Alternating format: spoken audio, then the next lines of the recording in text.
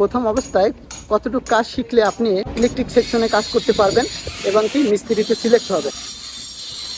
Hello বন্ধুরা, আসসালামু আলাইকুম। তো যে যেখান থেকে আমার ভিডিওটি দেখতেছেন আশা করি সবাই ভালো আছেন। তো আজকের ভিডিওতে সঙ্গে আছি আমি সৌদি প্রবাসী আরিফুল ইসলাম।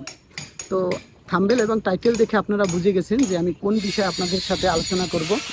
কারণ আপনারা অনেকে আমাকে কমেন্ট করেন যে ভাইয়া, আমি সৌদি আরবে আছি, নূতন এসেছি, তো আমি ইলেকট্রিক কাজটা শিখতে চাই।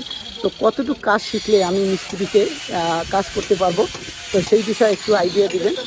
তো সেজন্য আমি আজকে আপনাদেরকে বলবো প্রথম অবস্থায় কতটুকু কাজ শিখলে আপনি ইলেকট্রিক সেকশনে কাজ করতে পারবেন এবং কি মিস্ত্রিতে সিলেক্ট হবে। তো দেখা যায় যে আপনি যদি একটি নূতন বিল্ডিংয়ে কাজে যান, তো সেখানে কি কাজ চলতেছে সেটা আপনাকে জানতে হবে।